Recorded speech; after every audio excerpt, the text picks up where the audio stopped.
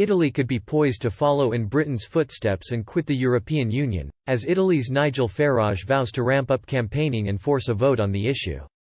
Gianluigi Paragon, a former senator for the anti-establishment Five Star Movement who has been dubbed, Italy's Nigel Farage, is hoping to capitalize on anti-EU sentiment in the wake of the coronavirus pandemic. The politician has announced the launch of a single-issue party, much like the Brexit Party, to push for Italy's departure from the EU. Mr. Paragon is hoping to force a new debate over a potential Italexit, as anti-EU sentiment starts to build in the country. Many Italians felt abandoned by the bloc during the height of the coronavirus pandemic, as the country soon became Europe's epicenter. Italy's hospitals were quickly overwhelmed, healthcare workers were desperately running out of personal protective equipment and life-saving equipment was scarce. But the plea for help largely fell on deaf ears, with member states ignoring Italy's call for help. Janis Lenarčič, the European Commissioner responsible for crisis management, said, "No member state responded to Italy's request and to the Commission's call for help."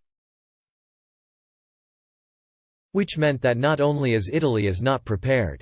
Nobody is prepared. The lack of response to the Italian request was not so much a lack of solidarity. It was a lack of equipment. Now, as Italy starts to recover from the ill effects of the virus and a strict lockdown, the country fears it will be excluded from the bloc's plans for economic recovery. One poll carried in April, during the height of Italy's pandemic, indicated almost half wanted to leave the EU.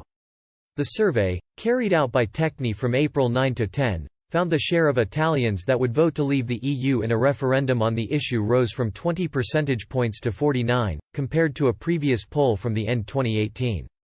Mr. Paragon, a former right-wing journalist and talk show host, is hoping to capitalize on the growing Euroscepticism within the country.